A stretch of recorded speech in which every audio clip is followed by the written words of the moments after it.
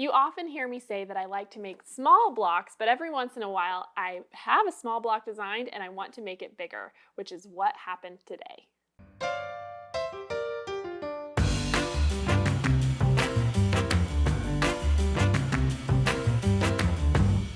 A few months back for a triple play, we did the Ohio Star block, and I made an Ohio Starlight mini, which could be a table topper or a wall hanging, and it's one of my favorite projects that I've designed. And ever since then, I've been itching to turn that into a larger quilt project. So that is what I have for you today. This is the Ohio Starlight quilt. For this one, we went with a black background, and so you're going to need 2¼ yards of that background fabric. You'll need one package of 10-inch squares, and we've used these beautiful Cafe 2021 Dark collection. And then you'll need 1¼ yard for your border fabric.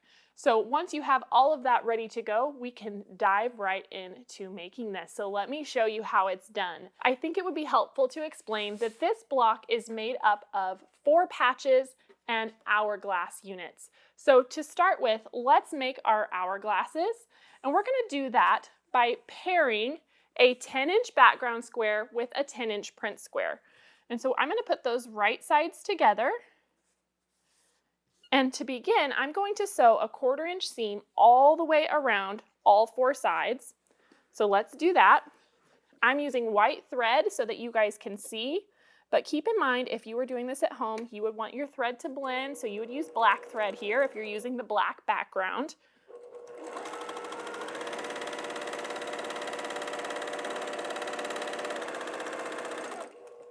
And I like to just sew right off the edge. You can pivot if you want.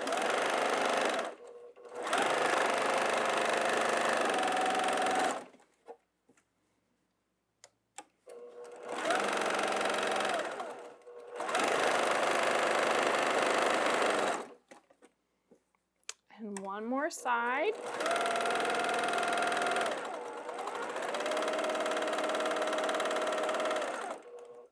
There we go. So now we're going to cut this corner to corner in both directions. So I just like to make sure that my ruler intersects those seam lines, so I know I'm going right through the corner. And I'll make one cut. And then I like to just turn my ruler and leave my fabric where it was.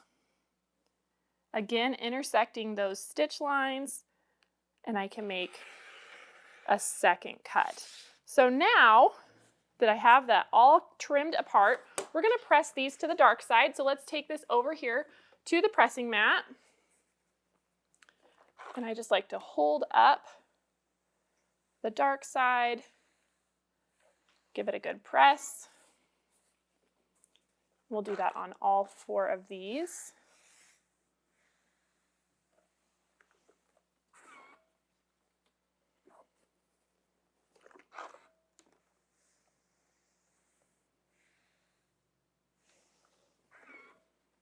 And one more.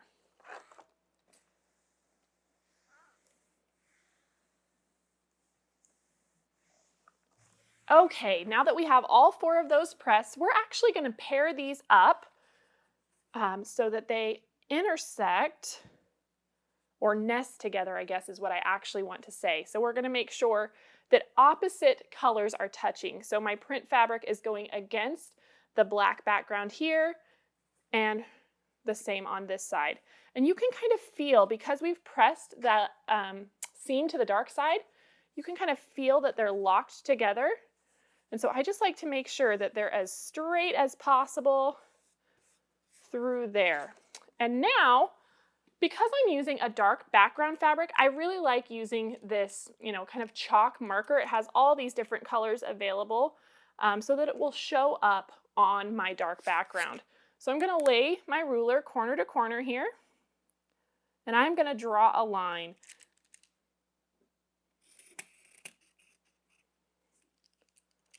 And then because this is a little bit lighter, I'm actually going to switch colors here and see if it will show up a little bit better than the white. So maybe I'll use, there's like a red here. Let's see if that'll show up on this half. Because I just need to make sure that I can see that line when I take it to the machine. And that worked really well. So you can see the white is on the black background and the red on the other. So I'm going to do that same thing again, since we're going to have 2 of these sets.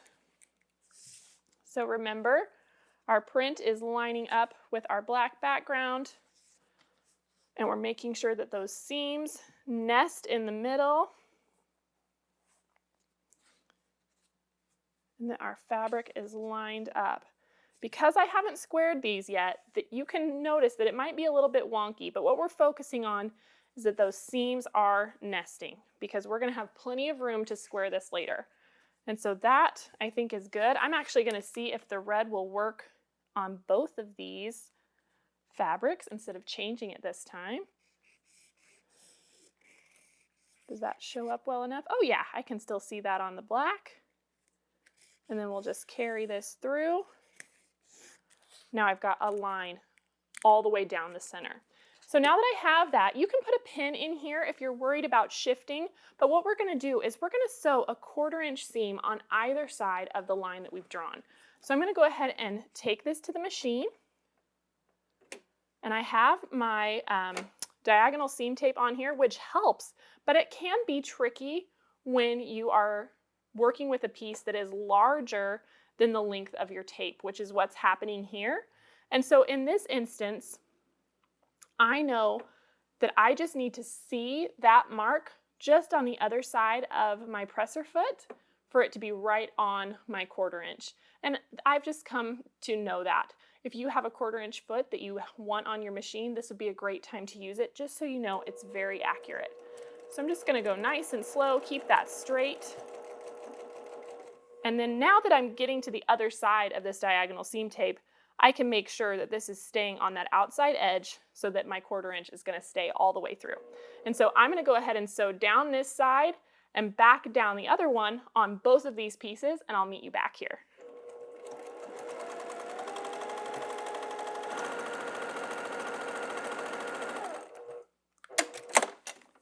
All right, we got both of those sewn on either side of that center line.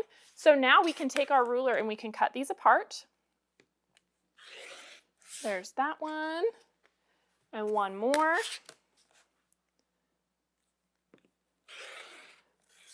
And now from this point, we're going to square. And so if you have a preference on a squaring tool, I know a lot of people like the Clearly Perfect slotted trimmers. You would leave them unpressed if you're going to work with the Clearly Perfect slotted trimmers, and we're going to square these to 5 inches. If you like the block lock, like me, that's what I'm going to use today. So we're going to go ahead and press these open first. So let's go ahead and do that. You can see we've got these great hourglass blocks. There's 1, 2. And by nesting the seam in the middle, that's how we know our points are going to match up. And they have done that just great. Looks awesome. And one more.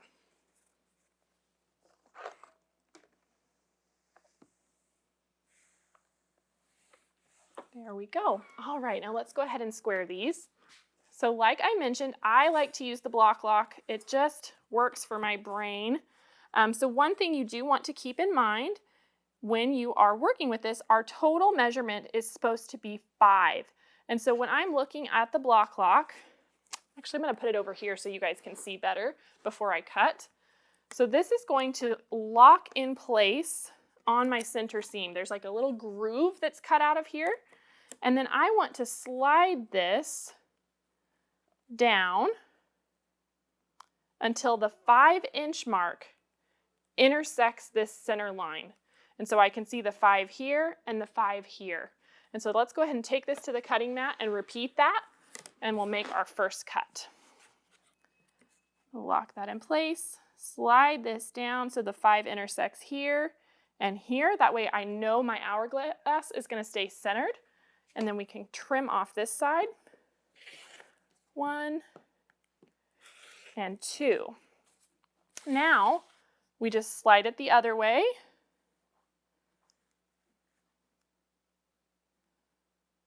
To 5 inches. That looks great. And you can see we are trimming off quite a bit, but this is just the simplest method using the pre-cut to get the hourglasses that we need. So let me go ahead and trim up the rest of these, and I'll meet you back here and show you how to make the 4 patches.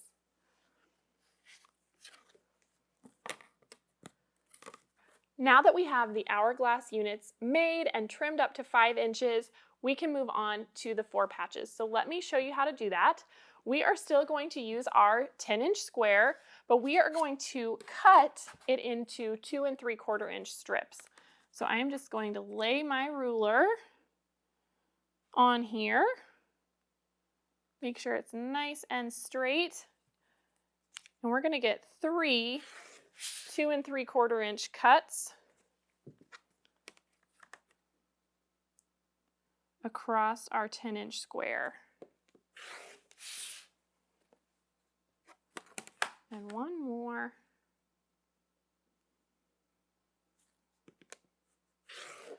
There we go. Now I've got 2 3/4 inch background strips already cut, ready to go.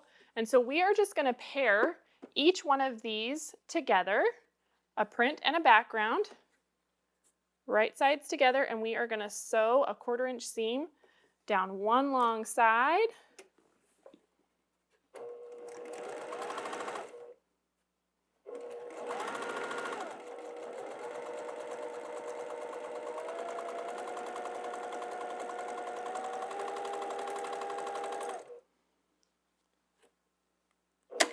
And then you would repeat that on all of them, but I have some of these all ready to go, so I'm just going to go ahead and press this one.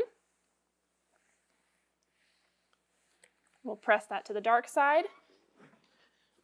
And then we will cut these into 2 3/4 inch strips again. So again, measuring over, making sure this is nice and straight. So our cuts are straight. 2 3/4 inches. There we go. We'll cut one and one more. And then we'll sew these together to make our 4 patches. And so we're just going to nest our seams in the middle so that our print is lined up with our background, very similar to what we did on the hourglass. But now we're working with these straight little squares. And we can sew these together.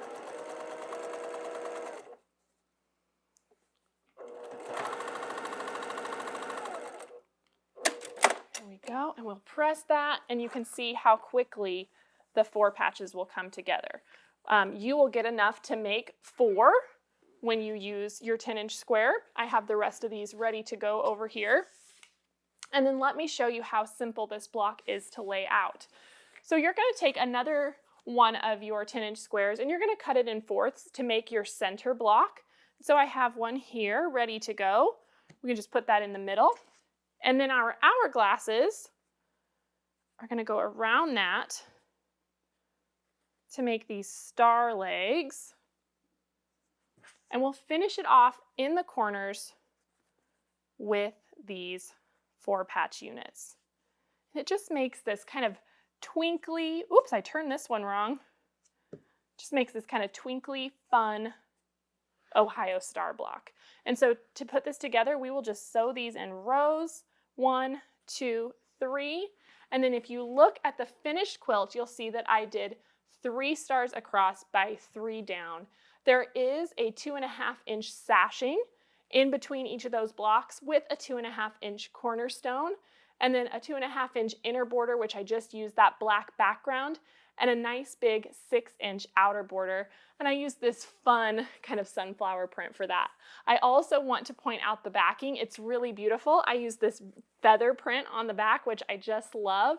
And I'm really happy with how this quilt came together. It finishes up at 59 by 59, so it's a great lap size, and it's really easy to make larger if your heart desires. So I hope you enjoyed this tutorial on the Ohio Starlight quilt, and I will see you next time. Hey everyone, it's Misty. Thanks for watching at home. If you aren't already a part of our Missouri Star family, be sure to subscribe and hit the bell if you want a notification every time we release a new video. I'll see you next Monday on the newest episode of At Home.